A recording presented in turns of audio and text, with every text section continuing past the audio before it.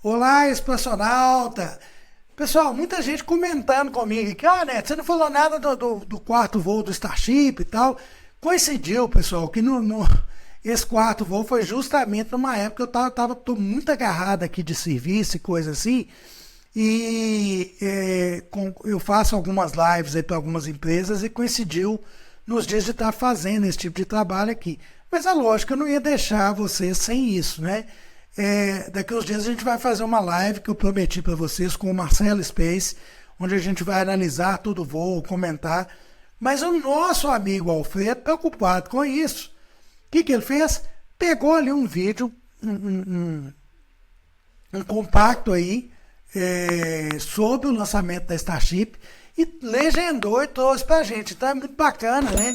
O Alfredo, para quem não sabe, ele é de Portugal. E ele é um grande colaborador aqui do canal. Ele sempre faz esse tipo de coisa. Ele pega os vídeos em inglês, legenda, coloca a legenda em português, para que a gente possa entender o máximo ali dos detalhes dos lançamentos e de vários documentários da NASA e de outras nações, aí, de outras agências. Então o Alfredo é show de bola. O Alfredo é um grande colaborador. Mais uma vez, Alfredo, te agradecer, que eu não tenho nem palavras, né, para te agradecer no tanto que você merece, não? Então eu vou compartilhar esse vídeo o vídeo que o Alfredo mandou pra gente, legendado em português, né? E espero que vocês gostem, tá certo? Vamos lá? Vamos ver o bichão rugir, o maior trem do mundo rugir. Vamos lá? Então vamos embora. Reusability significantly reduces the cost of space travel, and it's the key to making humans a multi-planet species. Starship is designed for rapid reusability, which means the booster and the ship need to re-enter Earth's atmosphere and land back precisely at the launch site. With each flight test, we gather more and more data to help hone Starship's re-entry capabilities. The more information we have from each flight, the quicker Starship development can proceed. One way to gather more information is to improve communication throughout the flight, including re-entry, where historically there has been a communications blackout. To do this, we equipped Starship with Starlink terminals to expand its communication capabilities. The Starlink terminals are those 4 black squares that you see there on top of the ship. Starlink is the world's largest constellation of highly advanced satellites operating in a low orbit around the Earth, providing high-speed internet on Earth and now in space. Starship is designed to have a large surface area to create considerable drag during re-entry. Traveling at about 27,000 kilometers per hour, or almost 17,000 miles per hour, Starship compresses the air in front of it, causing the temperature of the air to rise and ionize, turning it into plasma. This plasma layer interferes with communications by absorbing and reflecting radio waves, leading to the communications blackout we've seen historically with spacecraft during atmospheric reentry. With Starship, most of that plasma is built up around the front and sides of the vehicle, leaving an opening downstream where we're able to point our Starlink terminals. And with Starlink also operating at a higher frequency than traditional space-based communications, we're able to power through any residual plasma to provide real-time video and data at high speeds back to the ground. Super cool. We actually got to see this in action on Starship's last test, Flight 3, which had the first ever live HD video of a spaceship re-entering the atmosphere. SpaceX engineers were able to gather data on the performance of Starship as it re-entered the atmosphere and watched the heat shield in action.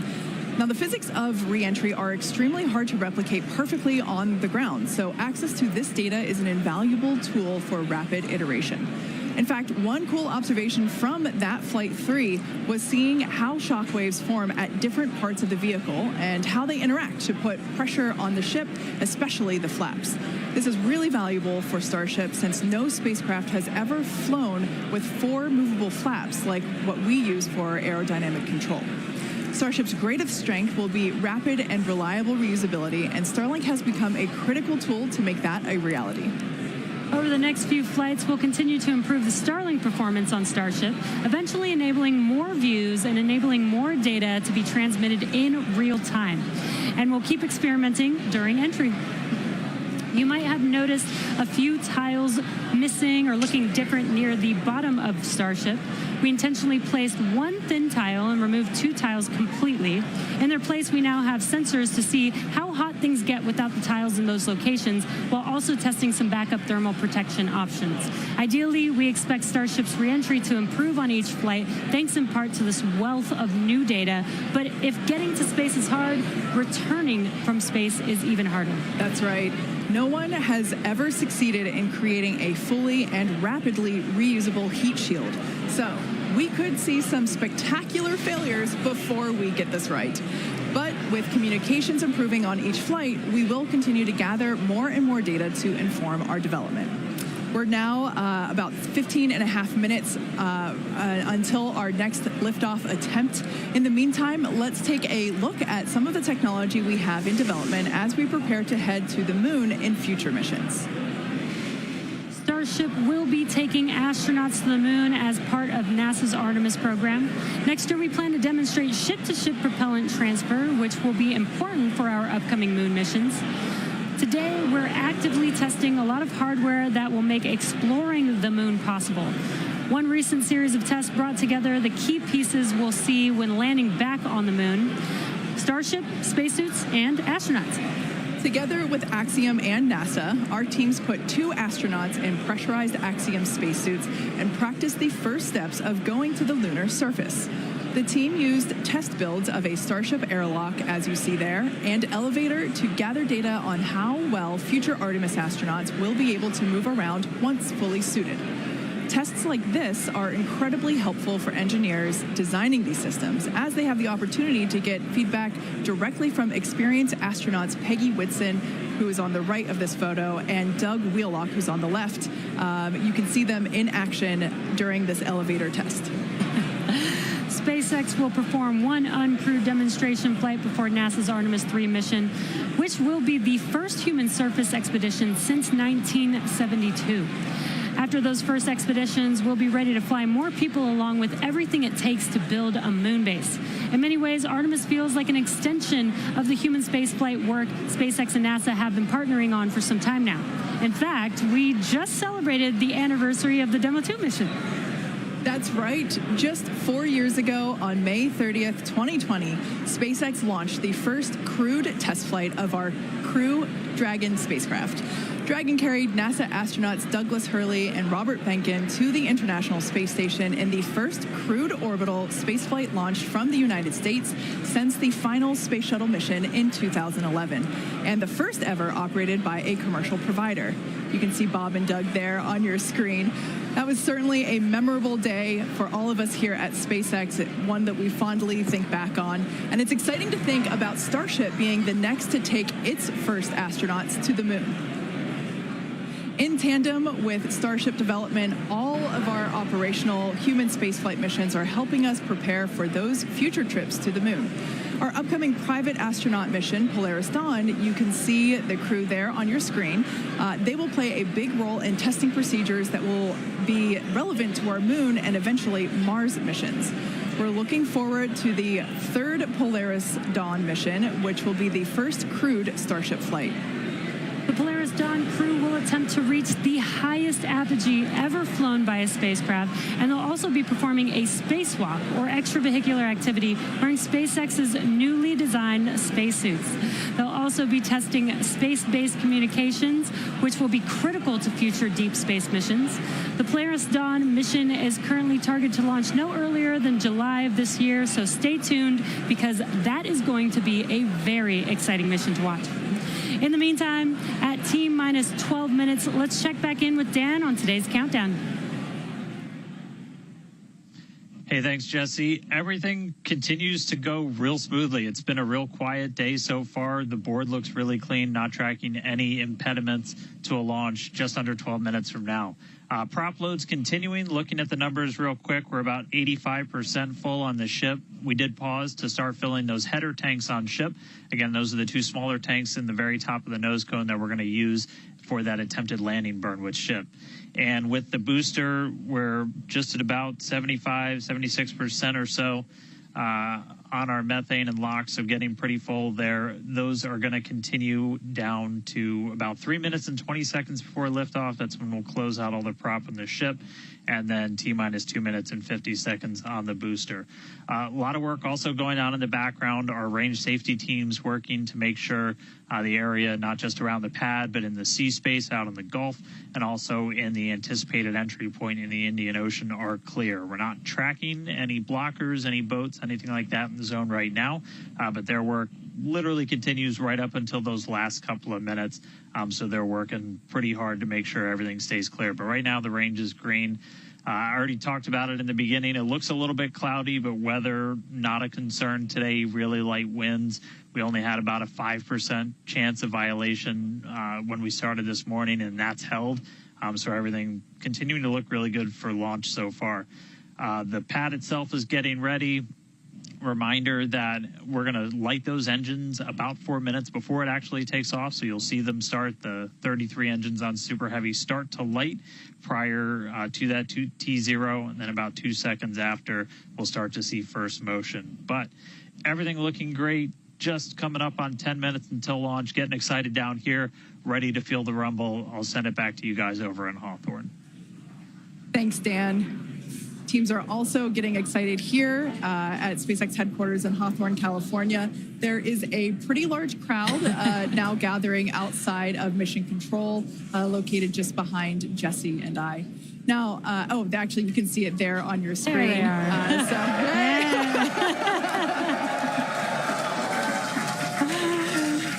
Everyone getting super pumped for our fourth flight test.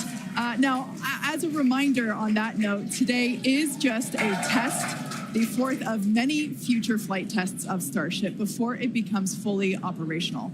So whatever the outcome and however far we get, we can promise excitement. This rapid iterative development approach has been the basis for all of SpaceX's major innovative advancements, including Falcon, Dragon, and Starlink. Today, we've successfully landed Falcon 9 boosters 316 times, changing humanity's understanding of what's possible when it comes to rocket reusability. And even though we are not recovering the booster or ship today, test flights like these provide critical data through every phase of flight, which will get us closer and closer to full reusability. And we have a lot more tests planned for this year. When we start recovering Starship boosters, we'll want them to return to the launch site for a quicker turnaround, which you can see in this animation on your screen. And that's when the tower reveals its dual purpose. After launch, the arms or chopsticks on the tower will help guide the booster into position to ensure a precision landing. And our goal for the near future is to have 4 launch towers, 2 in Cape Canaveral in Florida, and they will look very similar to the ones that you see here in this animation. As we know, we find that our renderings tend to end up looking really similar to real life. So while this is a rendering, we do know we can look forward to this in the future. Like I said, we're going to have 2 at Cape Canaveral in Florida and 2 located at Starbase. Starbase will continue to be used for flight tests, and the towers at the Cape will come online as we prepare to fly operational Starship missions. In fact, we recently upgraded the actuators in the chopsticks, which are responsible for swinging those arms in for a catch. And we'll be testing an operational step on this flight by moving the chopsticks to the catch position immediately after Starship flies away. That's going to be really incredible to see. As we mentioned, we have a lot more tests planned for this year, so we need a lot more hardware. Today, we have ships and Super Heavy boosters built and either ready to launch or in testing for the next several flights, with more coming off of the production line as SpaceX's Star Factory continues to grow. The latest phase of the factory currently under construction will come online this summer, giving us several 100,000 more square feet of space. Yeah, when you step into this factory, it is truly inspirational. My heart jumps out of my chest every time I'm there. Now, this will enable us to increase our production rate significantly as we build toward our long-term goal of producing 1 ship per day. And coming off the production line soon, Starship version 2. Now, with all that being said, let's check back in with Dan for the latest as we head into the terminal count. Hey, thanks, Kate. Everything still looks great. We're getting ready to launch. We are just under 6.5 minutes away. You can see when we throw up the graphics for prop load that we're almost closed out. Ship more than 90% full. Those header tanks are done. And then the boosters right coming up on 90% real soon. So we're going to see those close out in the next couple of minutes. Ship's going to end at about 3 minutes and 20 seconds. It'll be fully loaded, and then booster at about 2 minutes and 50 seconds. After all the props loaded on, we go through a lot of steps to safe ground systems. You're doing things called pushbacks, where you're just clearing all of those lines on the ground of propellant before we lift off. But once we're done, we're going to have 10 million pounds of liquid propellant on board Starship to help power the most powerful vehicle ever designed. If we do hold, we have a built-in hold gate at T-minus 40 seconds. We can hold there for about 30 minutes or so today. If we need to wait for final pressure checks or for if we have anything on the range, anything like that. Did just get that the range is green. So we are coming up 5 minutes and 20 seconds away. We are not planning to hold at T-minus 40 unless we trip some kind of hold alarm, something like that. So we could blow right through that gate and go right to launch. Don't be shocked if we hold at T40, though. And if we do, we can hold for a couple of minutes and then keep going. Our window is open all the way until 9 a.m. today. Now, once we pass through T-minus 40 seconds, a number of events will occur in rapid succession. The ground spin and ignition systems will come up to flight pressure, and the ship will go to internal power. Now, after that, the quick disconnect arm lockout is removed in preparation for retraction shortly after T0. Gas lines connected to the booster and ship are vented down, and once we pass T-minus 40 seconds, we still have the ability to recycle the count under certain conditions back to T-minus 40 seconds and hold there to assess what happened and if we can proceed again to T0. However, once the water for the deflector system begins flowing at T-minus 10 seconds, any issue after that would be an automatic scrub for the day, as teams would need to refill the deflector's water tanks, as well as the lock storage tanks at the tank farm before making another attempt. So, as Dan mentioned earlier, we are not planning to hold at the optional T-minus 40-second mark. That moment basically is what would allow teams to wait for final checkouts or assess prop levels or avionics, vehicle pressurization, the range, the weather. Weather is 95% go, as you can see from these incredible drone views that we have and pad cams. It is a beautiful day. Of course, we have some clouds billowing from the locks there. Yeah, and again, a reminder that the payload for this mission is data, and our primary goal is to get ship through the extreme heat of reentry today. We're very excited to see that. We did get very close on Flight 3, so I'm excited to see how these iterations that we've made to the vehicle will help improve our chances of success today. Yeah, absolutely. Now, just as a reminder for the booster, now we are not attempting to recover any hardware today, both either on ship or booster. For the booster, we will be attempting to perform a landing burn to have a soft splashdown in the Gulf of Mexico. We made some improvements from our Flight 3 learnings, so hopefully that will work and we'll see a successful soft splashdown.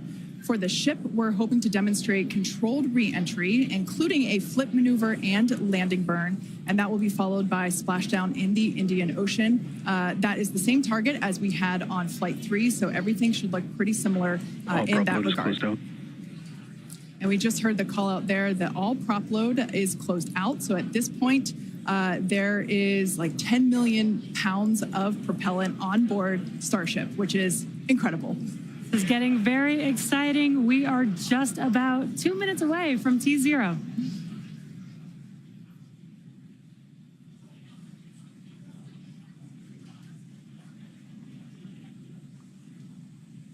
And as Jesse just said, we are under 2 minutes away. So prop load is complete. All the fill drain lines into ship and booster have closed. Right now we're doing the pushback, so clearing out all those ground lines of propellant, and that'll be completed over the next couple of seconds. We're coming up on that T-minus 40 mark. Again, not planning to hold. If we do, or if we get a hold after we pass it, we can snap back to that T-minus 40, and then we can stay there for about 30 minutes or so if any other issues crop up.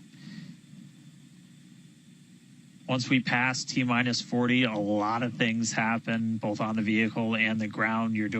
It's running a lot of its own self-checkouts, venting different tanks and pressure lines throughout the vehicle. We essentially built that 40 seconds as that's about how much time it takes for the vehicle to take all of those actions, which is why we hold there.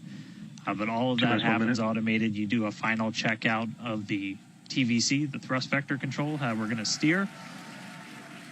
And then we see liftoff. So we're under a minute away.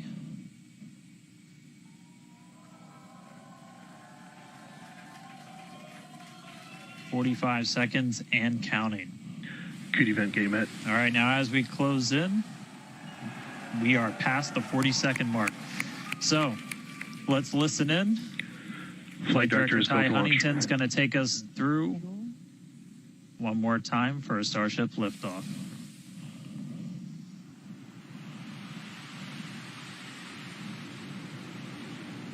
T-minus 15. 10, 9, 8, 7, 6, 5, 4, 3, 2.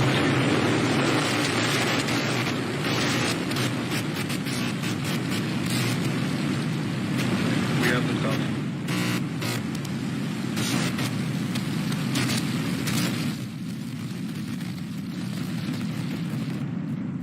Vehicle is pitching downrange.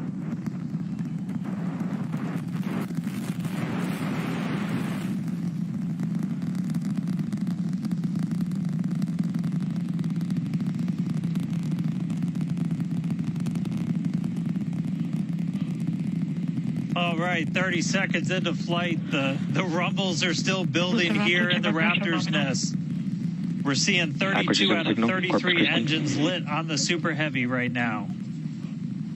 Coming up shortly is going to be max Q, that maximum aerodynamic pressure as we go uphill on the vehicle.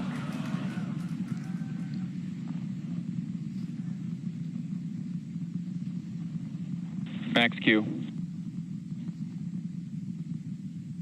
All right, we just passed through max Q, so we're going to continue on up. We still have about a minute and 30 seconds until we get to stage separation. Starship now flying faster than the speed of sound.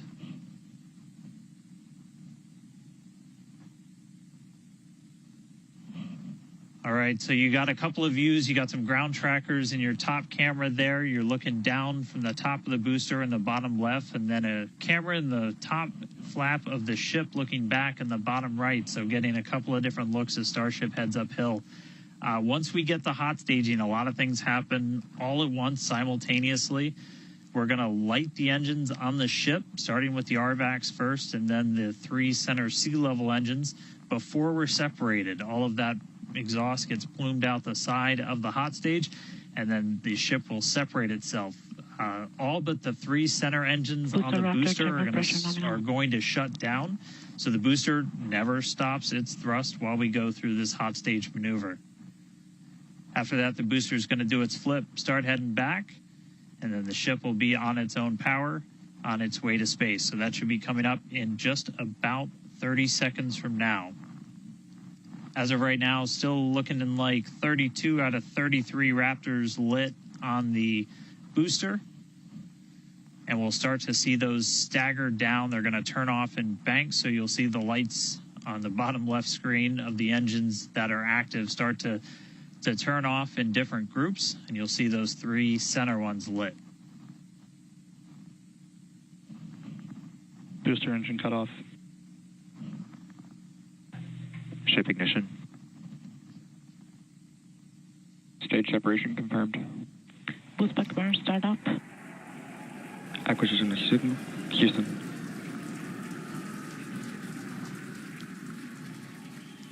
Hot stage confirmed. Ship under its own power. Booster boosting back. Looks like all 13 are lit. Kate, we got a booster on the way back to the Gulf and a ship on the way to space. Acquisition signal. Stennis. Ship chamber pressures are nominal. Ship Power and telemetry nominal. All right, the first stage currently performing the boost back burn. This is expected to last a little over 1 minute. This propels the booster back toward the coast, taking it to a landing in the waters of the Gulf of Mexico. As you can see on your screen in the bottom left-hand corner, we were only using the 13 center engines from here on. Boost back burn shut down. Heard confirmation there of good boost back burn shutdown. H2 tank pressures are nominal.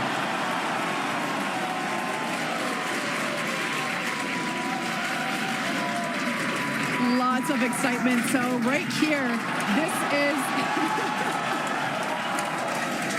this is our view of the jettisoned hot stage. As we mentioned, this is a temporary fix to help reduce the weight of the booster, the Super Heavy booster. Future iterations will have a lighter weight integrated hot stage structure that won't need to be jettisoned.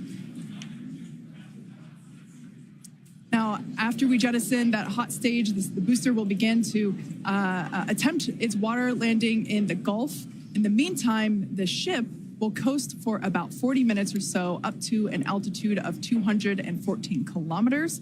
And after its coast phase, it will attempt a controlled re-entry, including a flip maneuver and a landing burn just before splashing down in the Indian Ocean. But as a reminder, we are not attempting... Trajectory nominal. Good news there. Trajectory is looking good for the ship, which is on the right-hand side of your screen.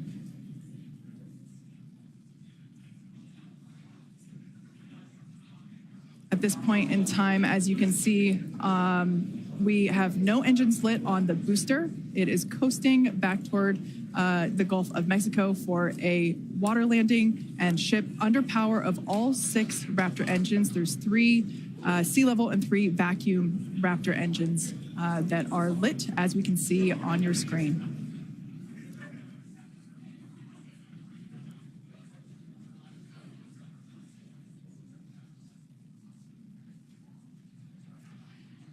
These views have been looking incredible. Super Heavy has been performing beautifully today. And you can hear the crowd is very excited about it. As a reminder for Booster, the primary goal today is to do a landing burn and a splashdown in the water. And we are just about 30 seconds away from that landing burn expecting to begin. And an incredible view from the forward portion of the booster. This is basically on top of the Super Heavy booster where we have jettisoned that hot stage. So now we can see this incredible view of Earth as it's making its way back down to the Gulf of Mexico. Right now, the booster is using the 4 hypersonic grid fins to guide itself through atmospheric re-entry. And we are expecting that landing burn here.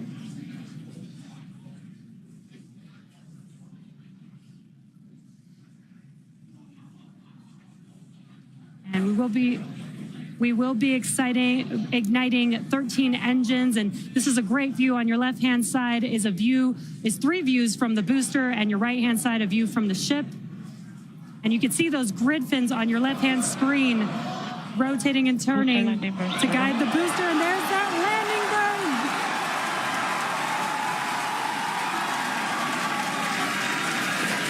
That landing burn just begun, and you can see the water below.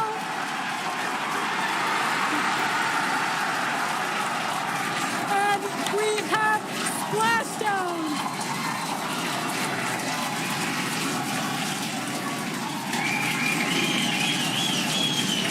What an incredible sight!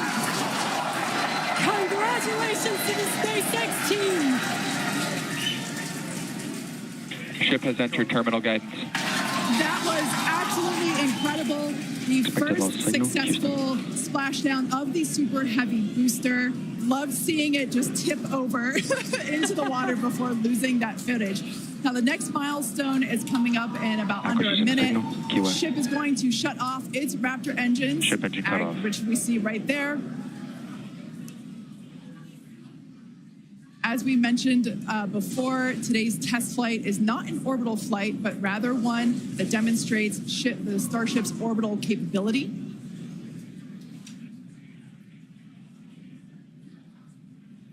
So right now we are under power with just the 3 center Raptor engines. Expecting those, and just there we can see that those have also successfully cut off.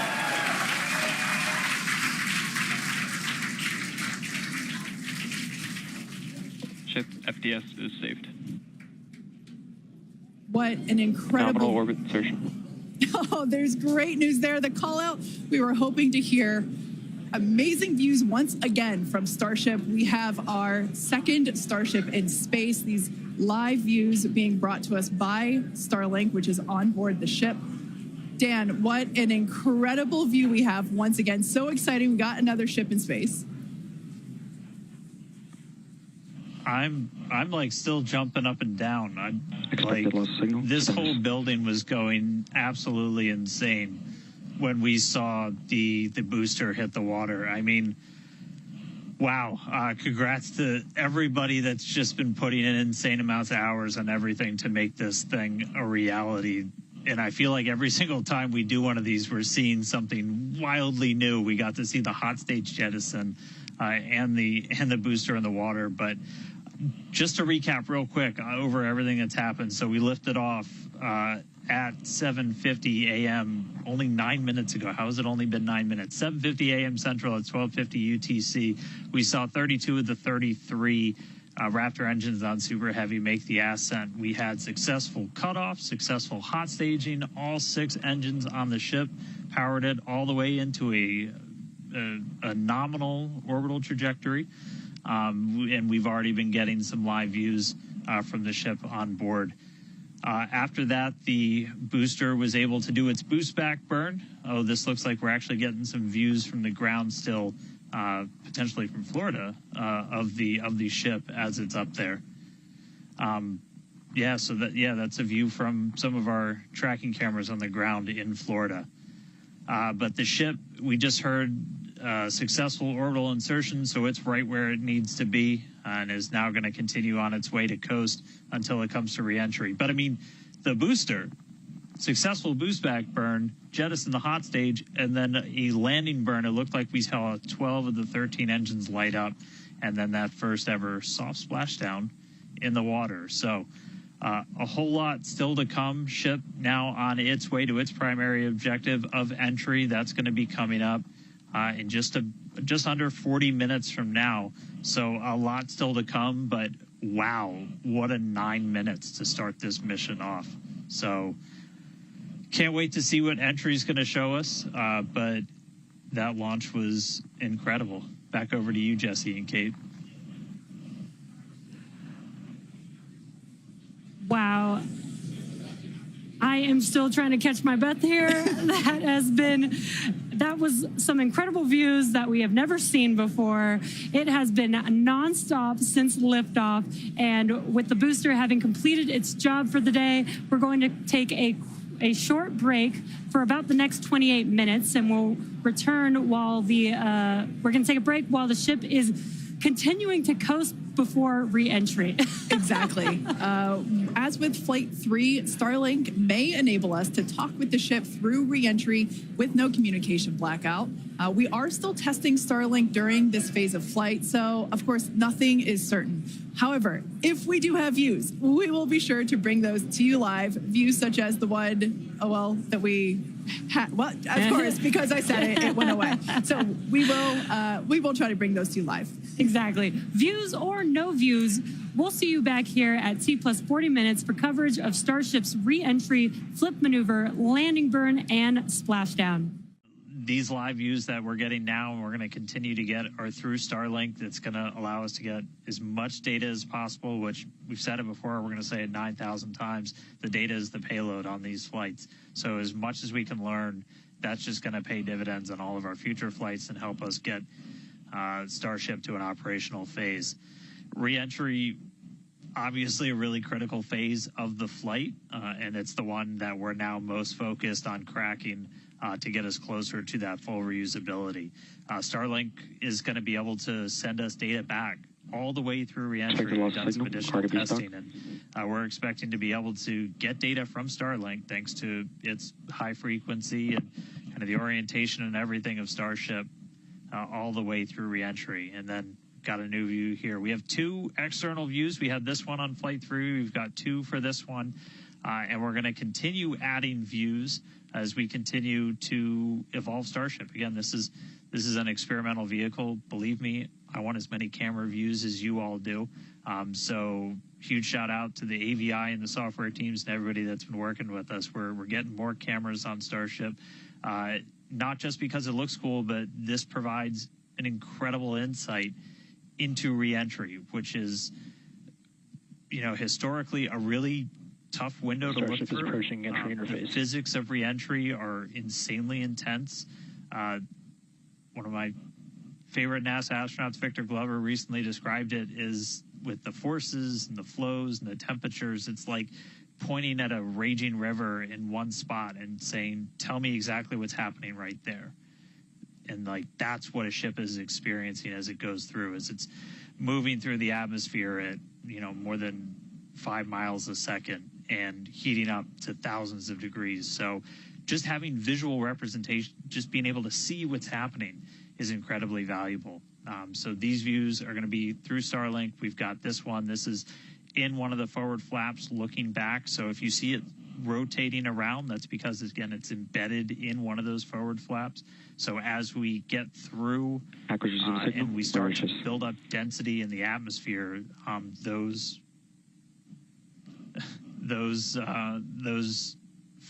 view is going to move around as the flap does. And then the other one we had a little bit earlier is looking at one of the other forward flaps on the other side. Eventually, we're going to keep adding more cameras to Starship, get a couple of different views from the outside of all the different areas, and then also eventually to be able to see payloads once they're deployed. So a lot more exciting stuff coming up in the future. But right now, we're getting closer to reentry. We're going to be moving at hypersonic speeds of more than 5 times the speed of sound. We're going to see that plasma start to build. So, Kate, Jesse, excitement coming up. Yeah, as you can see with that view on your screen, again, high def brought to us by Starlink. We can see the plasma beginning to build as the ship is getting closer to the Earth's atmosphere. Now, let's talk a little bit about how Starship will survive reentry, hopefully, and control itself. Exactly. We've been talking about this entire flight test. There's 18,000 hexagonal ceramic tiles surrounding the bottom portion or the Earth-facing side of the ship. Through 100 kilometers altitude, good altitude for entry. Great call-outs there. Now, during atmospheric reentry, the vehicle is going to see temperatures as high as 2,600 degrees Fahrenheit or over 1,400 degrees Celsius. So those tiles are there to help protect the vehicle from this extreme heat. Yeah, and the flaps will help control it. Now, one noticeable difference I see immediately, those flaps are not moving as much as they were on Flight 3. So that is a great sign, right? We had unplanned loss of roll control on Flight 3, so we added some additional thrusters, and we can see that they're working well, and we have a much more stable view. So those flaps, there's 4 of them, 2 at the top and 2 at the bottom. They're made out of stainless steel, and yeah, they help steer the ship, which, as we can see, the plasma continuing to build. Now, if the ship survives reentry, it will have to perform a flip maneuver as well as a landing burn. We saw this demonstrated in a couple of high-altitude flight tests back in 2020, 2021. Similarly, temperatures increasing on the nose within expected ranges. Great news there. It sounds like the temperatures that we are getting during this point, which again, we usually don't get during spaceflight because of this plasma. We're getting this live. This is great news. So similarly to, for example, the serial number 10 test that we saw a couple years ago, we're hoping to duplicate that again today. Hopefully we will see it live. And basically the 3 center engines of the ship will reignite and gimbal or point to help flip the ship until those engines are pointing down so that it can land vertically using Raptor's thrust. And as you can see, even from the beginning of the program, we've designed Starship to land on Mars where there are no runways or other humans to help out. We also want rapid reusability, so we're doing... The vehicle is passing through 85 kilometers altitude. The flaps have control of the vehicle. Great news. Flaps have control of the vehicle. That's exactly what we want to hear for this flight test. Yeah. Again, we are going to be doing a propulsive landing instead of a more traditional means like parachutes. And we are expecting re-entry to begin here in just about a minute. Re-entry, an awesome view that we have here. Starship remains on a good entry trajectory. This is the same view that we had when we first returned from the coast phase. Again, this is looking at the side of one of the flaps. It's incredible that literally at the bottom of this picture, we're basically looking through plasma, which is just absolutely mind-blowing. Wild, very wild. Now we are expecting entry to begin here in about 30 seconds or so. Entry to splashdown is expected to last about 6 minutes long. And that flip maneuver should occur around about 10 minutes before splashdown. And such incredible views that we're getting. Approaching peak heating region. Great call outs there. Yeah, these views are absolutely astounding. Nose temperatures continue to rise within expected region. And in your bottom right-hand corner, you can also follow along with the altitude of ship as it's returning back to Earth. So once again, this view is basically looking down into the plasma blanket that is building up around the exterior of Starship. It is traveling, as you can see on your screen. You can look in the bottom right-hand corner and see how fast it's going, how high it is, as well as the general orientation. Again, we're seeing a lot more stability, a lot more control here on this flight, which is great. It shows that the iterations, the learning... Starship is now in expected peak heating region. All right, great news there, telling us that this is basically the hottest point that Starship should get during its re-entry. Now, the heat shield is working with the atmosphere for some like free braking, okay? The atmosphere is helping to slow the Starship down. Yeah, exactly. We're not using any engines or thrust to slow the vehicle down. Exactly what Kate mentioned. We're just using the atmosphere and those heat shield tiles protecting the vehicle as it's coming through that high heat temperature. Yeah. Now, this is another one of those moments that we have been waiting for. Right now, the ship is currently re-entering the Earth's atmosphere, and by all looks and all call-outs that we're hearing on the net, it is doing pretty well. Now, we do not plan to recover the spacecraft today, but rapid and reliable reusability is the ultimate goal.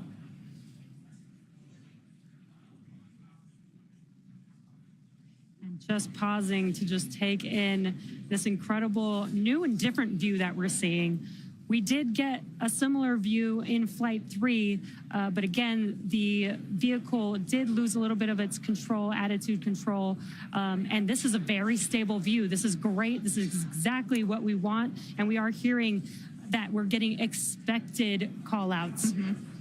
Absolutely. Starship is seeing half a G of acceleration, remains on a good entry trajectory. You know, it's incredible to look at this photo and wonder, wait, is it real? Is it frozen? You know, we can see so I was just going to say Those temperatures have stopped increasing. Oh, that is great news.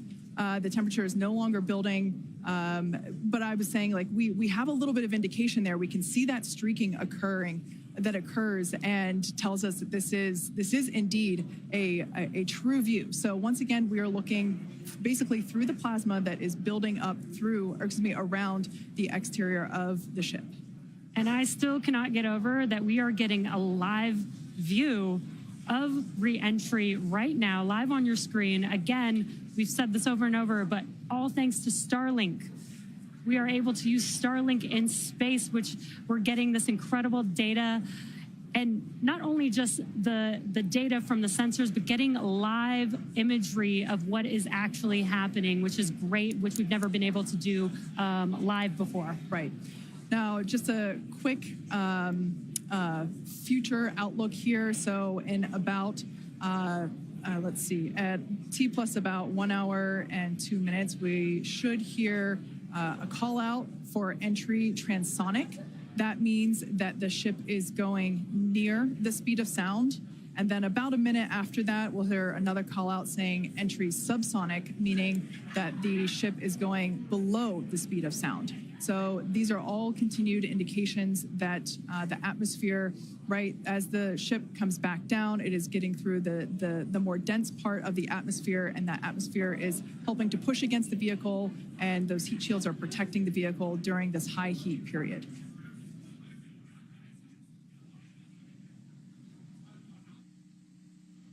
Yeah, Kate, Jesse, we're starting to see as the atmosphere gets denser, you're starting to see a few more particles make an appearance in the plasma there. You can see you're looking down at the aft end of the ship in the top left, and you're seeing essentially the flame build up as we go through reentry. You've been hearing the call-outs. They're tracking things like temperatures in the nose cone, and those were right where we modeled them to be, which is really cool to see and to see in real time. But we're coming up, we're at about 67 kilometers in altitude. Our last signal with the ship on Flight 3 was at 65, so we should be making it past that point shortly. Obviously, as you guys pointed out, we're in a much better control this time as we re-entered in the right attitude, and our flaps have been steering the way so far. Once we get through transonic, that's when you've got essentially Raptor landing bird. Different areas around the vehicle where the air is either moving faster or slower than the speed of sound. We'll eventually get to subsonic, which we have some experience with. We did in our suborbital campaign. And Starship will eventually get down to its terminal velocity as it's floating down to the water. That's just about 200 miles an hour or so. We are hearing that we're starting to chill some of the engines as we are, if we make it all the way down to the water, still going to attempt a landing burn, but still a ways to go. We're at about 64 kilometers in altitude right now. We made it through what's expected to be the peak heating, but now we're going to start encountering increased pressures as the atmosphere gets thicker and thicker. So we're at 63 kilometers, so we've already made it farther than we did on our last flight when that last signal was coming at 65 kilometers. So again, what we're really looking at here is the performance of the heat shield, of the flaps, of the seals in the flaps. There's just a whole bunch of different areas that we're keeping a really close eye on as we re-enter.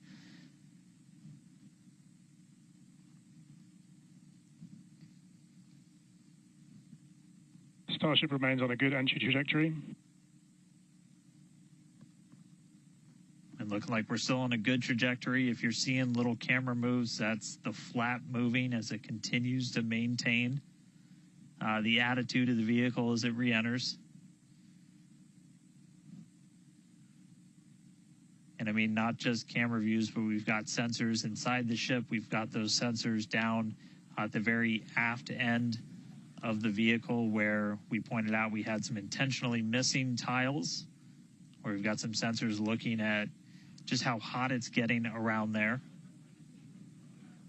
We intentionally put those in essentially the least critical part of the heat shield, where if you had any kind of a breach, it wouldn't be great for reusability, but wouldn't be critical for actual making it through the reentry into the landing.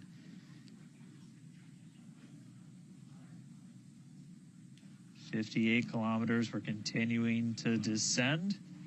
Again, right now we are over the Indian Ocean. We're actually getting closer and closer to that expected splashdown point, which is just to the off the northwest corner of Australia.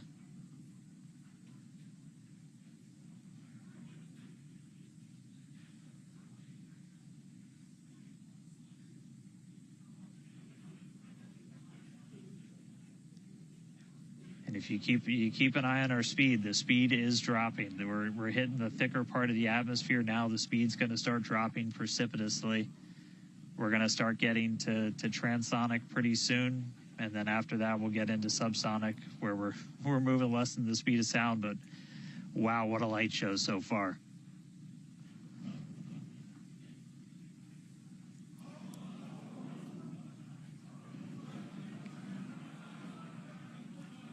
External temperatures are starting to come down. Again, This camera view is looking right at one of the forward flaps. And we're strategically putting some cameras around the vehicle to just look at the different areas. Looks like we got the flap starting to come apart a little. Yeah, it does appear that we have a little bit of burn through there. We can see pieces of the vehicle flying off. What a show it has been. It's been like watching Interstellar or something. This is wild to see this, but the ship is still coming down, which is incredible to see. How far can it go? That is the question. Keep your eye on the altitude in the bottom right-hand corner. We're at 54 kilometers right now. Now, ultimately, the data is the payload today. We've been saying it multiple times. Our teams are sitting, reviewing this data live, learning where the hot spots are. As you can see, there's an obvious hot spot there with the flap, and learning how we can improve this design. The goal was to get as far through this high heat re-entry as possible. Ideally, we'd love to make it all the way down and perform that landing, burn, and flip maneuver, but we may not get that far today. We will see. Again, this is a test, and we are gathering as much data as possible, visual data as well, which we can see here. We are getting a lot of debris covering the camera on your screen, but we can still see some of those sparks and flames from that high heat as ship is making its way back down to Earth. Ship now at 50 kilometers and closing. The good news is we still got, looks like that camera lens just cracked. It's safe to say ship's getting a little beat up, but that's to be expected on a test flight. We are still learning how to improve the ship for total survival and recovery of the high heat reentry. I'm honestly impressed that we're still getting this live view despite how much debris is coming off of this flap right now. The fact that we've got it is good news. And I may have jinxed it. I apologize. Look at that. It's back. We are still going. And the teams here at SpaceX are excited, as you can tell by the cheering behind us. There's still a sizable crowd here at Mission Control Center, Hawthorne. A splashdown is expected in just about 4 minutes from now. And we're still moving. We still have live views. Starlink is doing an incredible job. Maximum entry dynamic pressure. External temperatures are dropping. Okay, good news. Those external pressures are dropping. The question is, how much the ship is left? We can't really tell. We can still see some of that particulate coming off. And unfortunately, we do have a cracked camera lens. But for any photographers out there and videographers, we know that's part of the gig sometimes. Yeah, and you can see that the speed is rapidly slowing down. That's actually really great news for us. We want the vehicle to be slowing down before it splashes down into the ocean. That'll help set us up for that flip maneuver, engines first down into the water. Exactly. So we have seen this flip maneuver demonstrated on previous high altitude flight tests like serial number 8. Oh, more views. Or excuse, I should say more light coming through the view that we have through that cracked and dirtied lens there. But yeah, so we're hoping that this flip maneuver, that we can pull it off as soon as we get those views back. If we can get them, if the ship is still around, we will bring it back to you. Vehicle has passed maximum dynamic pressure. That is great news. Maximum dynamic pressure being the moment in which the vehicle experiences the greatest amount of aerodynamic pressure. Speed still dropping. We're now at 37 kilometers above the ocean. Just like Flight 3, we are targeting a splashdown in the water in the Indian Ocean. And we don't have a live view right now, but because we're still getting data and telemetry, that does tell us that ship is still doing okay, at least. And there we got that live view back. The crowd very excited to see that view. despite not being able to see very much. The fact that it's there tells us the ship is still alive. Yes, and For collecting data, continuing to collect data as we get closer and closer to Earth. Yes, now 30 kilometers, now 29 above the Indian Starship is Ocean. at 30 kilometers altitude, Mach 2. Sounds like the vehicle's traveling, as we just heard, Mach 2, which is, looks like we might, I thought maybe it might clear up. It is a little bit, now at T plus 1 hour, 3 minutes and 13 seconds into Starship Flight 4, hoping that the ship can hang on. It's probably potentially hanging on by a couple of bolts and threads, but it's still going, and that is excellent news. That deceleration is looking incredible. We're about to go under 1,000 kilometers per hour. Yeah. Starship is at 20 kilometers altitude. Now, keep in mind that even though we can't see anything, the data itself is what we really are. Starship is subsonic. Subsonic, they're telling us it's traveling below the speed of sound.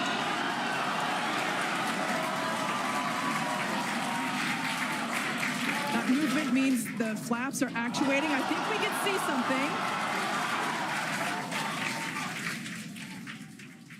This is a nail biter. But we are, unfortunately, we can't see through the lens, but we're still getting the feed.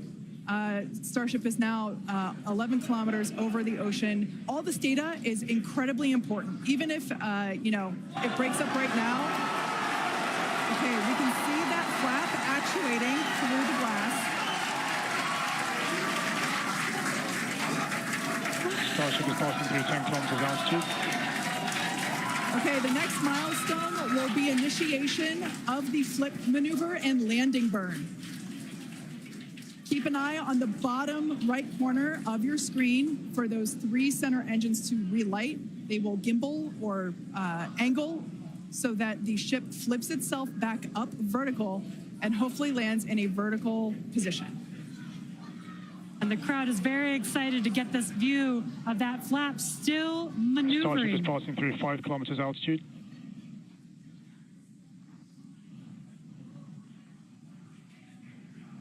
This is incredible. We're getting very close to splashdown. These fireflies are such a good sign of life right now. We wish we could see more, but we'll take it. Starship is at 2 kilometers altitude, terminal velocity.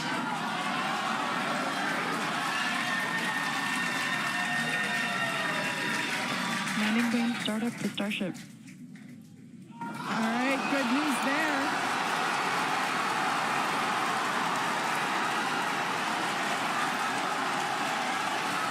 Nominal chamber pressure. Landing bird startup.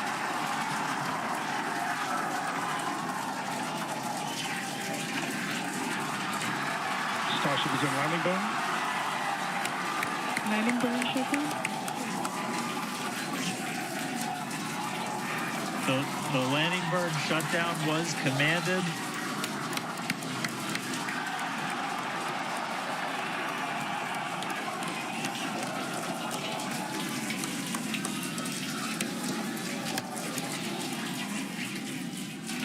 Wow. I mean, it was a little bit of use your imagination as you were going down with what we could actually see, but we were able to hear the ship did its landing burn. It sounded Starship like we might have got shutdown. 2 engines. And there's the final call for landing burn shutdown, but we'll go back through all the data, but we did get confirmation that a landing burn took place. Starship made it through re-entry and did its first ever landing burn. From South Texas to the other side of the Earth, Starship is in the water. What a day. What a day, guys. Yeah, that was absolutely incredible. We got views pretty much the whole way down. Analysis said it could do it. We weren't sure if it was going to be able to happen, but Starlink powered through, and we were able to get signal. We started to get some debris on the cameras and everything, but we were able to see it. So, I mean, what a day. just recapping, everything started off today. We lifted off from here in Starbase just about an hour ago. It feels like a lifetime. Successful super heavy ascent, boost back, and its own splashdown in the Gulf. Ship made it to space, kept its attitude. Successful re-entry through peak heating. We got to see it under flap control through the atmosphere, and we got call out of our first ever ship landing burn after a launch into space. So just really incredible. So I'm going to take some time to collect myself, but wow, that was incredible. I can't wait for the next one. Over to you guys. It was so loud here. I haven't heard the crowd get that loud probably since liftoff of Flight 1, honestly. That was incredible. Congratulations to our teammates, to everyone who supported the Starship program. Thanks to all of our future customers for your support. And we'd also like to thank the people of Cameron County, Texas, as well as the Coast Guard, the Federal Aviation Administration, and the government of Mexico. And since Starship got a little bit toasty from that extreme heat of reentry, and we've got our very own Starship right here, let's have a toast of our own. I've been waiting all morning for this. Okay, may I? Light me up. Yeah. Just like Starship, I like this toasty. I'm keeping this.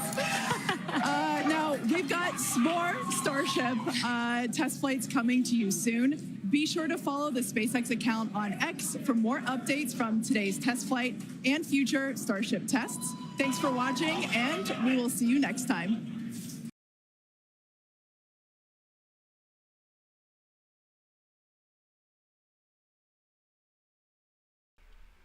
Eita, bacana demais esse trem, né? Ô, gente, é emocionante demais ver Starship. Tá melhorando cada dia mais, né? Starship tá conseguindo avanços incríveis. O Elon Musk falou que daqui a 2 meses, no máximo, nós teremos o voo de número 5, né? E pedir a todos vocês que deixem um comentário com um agradecimento pro nosso amigo, pro Alfredo Lopes Morais, que trouxe esse vídeo incrível pra gente, legendado aí, com esse voo da Starship, né? Vamos lá, vamos deixar um vídeo aí, deixar um comentário de agradecimento pro nosso amigo aí, Alfredo. Alfredo, muito obrigado também, viu? Eu fico muito feliz por essa sua colaboração, por essa parceria, por essa amizade sua aí, tá? Eu adorei o vídeo e espero que, tenho certeza que o pessoal também gostou. Tá certo? E se você curte o nosso canal, pessoal, a gente precisa da sua força aí para fazer esse canal crescer cada vez mais. Como é que a gente faz isso? Ó, tá vendo aqui? Tá vendo? Ó, senta o dedão no like. Se você não sentou, corre lá, rapaz. Outra coisa, você já é inscrito no canal? Para com isso, rapaz. Você vê o vídeo aqui, vê o vídeo lá no Serjão, vê o vídeo lá no Pedrão, vê o vídeo nos outros lugares aí, lá no Jeff, na Expansão. Não, você vê vídeo em todos esses lugares e todo mundo precisa de inscrições, porque isso ajuda o YouTube. Toda vez que você interage com o canal aqui de alguma forma, o YouTube entende que o nosso canal é de relevância e entrega para mais pessoas. Então, vai lá, senta o dedo aí, já se inscreve no canal, se você não é inscrito. E se inscreve também nos outros canais que você acompanha, porque isso ajuda todo mundo a crescer, tá certo? E outra coisa, se você quer dar uma força pro nosso canal aí, a gente precisa, né, para manter, precisa de uma ajuda financeira. Inclusive, eu queria agradecer que muita gente tem mandado, valeu demais aí. Pessoal, qualquer 50 centavos que entra na conta do canal nos ajuda a manter. Que vai fazendo um montante ali, vai ajudando, tá? Manter o canal é muito difícil. Eu tenho me dedicado mais ao canal, saí de um emprego para poder dedicar mais ao canal, então eu estou por conta aqui na parte da tarde, fazendo estudos e tudo. É lógico que a gente de vez em quando tem alguns outros compromissos, mas assim, a ideia é dedicar cada vez mais, mas precisa de um retorno financeiro, né? Então, uma forma disso aí seria, né? O pessoal tem dado, valeu demais, está nos ajudando muito. Outra coisa é que, olha só, que camisa bacana, olha. Camisa aqui do Nerd aos 50, tá? E essa camisa aqui, por exemplo, é uma réplica do uniforme lá dos astronautas da Artemis 2. Incrível, né? E tem várias camisas bacanas. E essa camisa é legal porque aqui, ó, como ela é manga longa, ela é uma camisa com filtro UV 50+. Então, assim, ela protege contra raios ultravioleta, né? Para você que trabalha aí, faz trabalhos externos, né? Entregas e tal, coisa assim, ela protege, né? Contra o filtro UV. E também você que gosta de fazer uma caminhada, coisa assim, camisa altamente tecnológica. O link para a nossa loja está na descrição desse vídeo, está aparecendo na tela para vocês aí. Não, nós temos várias camisas muito bacanas, corre lá e pega a sua, tá certo? Outra coisa muito bacana é você se tornar membro aqui do canal. Como é que é isso, né? Isso é caro? Não é caro não, gente. 16 centavos por dia, dá para acreditar, dá R$ 4,99 por mês para você ser membro aqui do canal. E quando você se torna membro do canal, você participa aí de vários benefícios. Acesso aos nossos vídeos primeiro, você vai ter live, vai participar das lives especiais para os membros do canal. Você pode fazer parte do nosso grupo de WhatsApp, onde a gente troca ideias sobre astronomia, discute sobre roteiros de vídeo, várias coisas assim, tá bom? E também nós vamos ter aí futuramente, durante as lives para membros, vários sorteios aí para vocês que são membros. Não vai perder isso não, nem? Você vai perder? Não vai não, nem? Então corre lá, rapaz, já vai, ó, manda ver. Isso aí, galera, um grande abraço, até o nosso próximo vídeo.